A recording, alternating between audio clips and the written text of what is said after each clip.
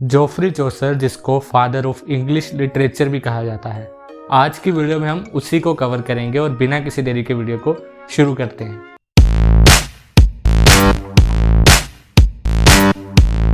अब जोफ्री चौसर को कोई बहुत ज़्यादा इंट्रोडक्शन की ज़रूरत नहीं है। आपने कभी ना कभी कहीं ना कहीं उसका नाम ज़रूर सुना होगा, और जैसा कि मैंने वीडियो को शुरू में कहा कि उनको फादर ऑफ इंग्लिश लिटरेचर भी कहा जाता है। अब इसके अलावा और उनकी लाइफ में क्या क्या हुआ उसके बारे में हम जानेंगे। तो जोफ्री चौसर की जो लाइफ है उसको 3 एजेस में या 3 पीरियड्स में हम डिवाइड कर सकते हैं। तो जो सबसे पहला पीरियड है वो है फ्रेंच पीरियड, जिस समय वो एज अ पब्लिक सर्वेंट काम करते हैं और जो 100 ईयर्स वॉर हुई थी उसमें लड़ते भी हैं जाके, और उस चक्कर में वो कैप्चर कर लिए जाते हैं। और उसके बाद जो एडवर्ड III है वो पैसे देकर जोफ्री चौसर को छुड़वाते हैं। जो दूसरा पीरियड है वो है इटालियन पीरियड, जिसमें वो कंट्रोलर ऑफ कस्टम्स के रूप में काम करते हैं और बहुत सारे डिप्लोमेटिक मिशंस पे जाते हैं फ्रांस, इटली एंड स्पेन में। और इसी डिप्लोमेटिक मिशंस के दौरान उनकी शादी फिलिप रोड से होती है। तो उनकी शादी का उनको ये बेनिफिट होता है कि इंग्लिश कोर्ट में उनकी पोजीशन स्ट्रॉन्ग हो जाती है। और उसके बाद जो थर्ड पीरियड है वो आता है इंग्लिश पीरियड। कहा जाता है कि जोफ्री चौसर वो पहले हैं जिन्होंने अपने वर्क्स में इंग्लिश को प्रायोरिटाइज किया, और जो इंग्लिश वो यूज़ करते थे उसको लंदन इंग्लिश कहा जाता या फिर ईस्ट मिडलैंड डायलेक्ट कहा जाता था। इसके अलावा जोफ्री चौसर वो पहले इंसान थे जिसने राइम रॉयल को इंट्रोड्यूस किया, जिसको चौसेरियन राइम रॉयल भी कहते हैं हम। और उनके जो वर्क्स थे, उनके जो मेजर थीम्स होते थे वो होते थे कैरेक्टराइजेशन के ऊपर, ह्यूमन माइंड के ऊपर, मैन काइंड के ऊपर, उसकी कैरेक्टराइजेशन के ऊपर, और एक और चीज़ होती थी स्टायर उनके वर्क्स में।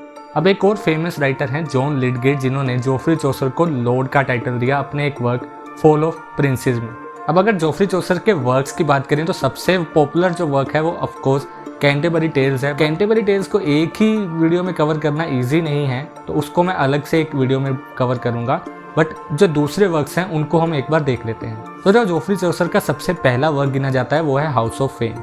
उसके बाद सेकंड वर्क आ जाता है रोमन ऑफ द रोज, जिसको French work Roman de la Rose से ट्रांसलेट किया गया था, और इसका मतलब advice from the god of love. उसके बाद book of duchess and Anelida and Arcite, ये भी इंपॉर्टेंट वर्क्स गिने जाते हैं जोफ्री चौसर के। उसके अलावा एक और वर्क है जो बहुत इंटरेस्टिंग है, वो है पार्लियामेंट ऑफ द फाउल्स।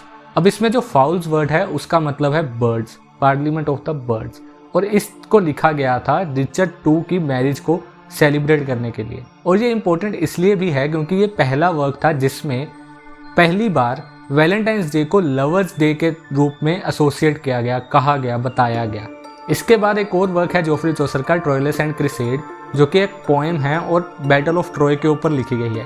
इसमें बेसिकली बताया क्या गया है कि जो क्रिसेड है उसको पहले ट्रोइलस से प्यार हो जाता है, बट जब उसको अपने पिता के पास, जो कि ट्रोइलस के अगेंस्ट लड़ रहे थे, उनके पास वापस जाना पड़ता है, तो वहाँ जाके वो ट्रोइलस को भूल कर और किसी और जो वहाँ पे सोल्जर होता है उसके साथ प्यार करने लग जाती है। तो इसमें ये चीज़ दिखाई गई चौसर के द्वारा कि कैसे एक लड़की पहले किसी से प्यार करती थी और एक कुछ दिनों में उसका वो प्यार भूल कर और किसी और से प्यार करने लग जाती है। तो इस चीज़ को काफ़ी दिखाया गया, और इस चीज़ का इम्पैक्ट ये हुआ कि जो गॉड ऑफ लव थे उसकी जो क्वीन थी वो चौसर से नाराज़ हो जाती है और चौसर को प्रेशराइज करती है एक ऐसा वर्क लिखने में जिसमें जो औरतें हैं, वुमेन हैं, उसकी क्वालिटीज़ बताई जाएँ।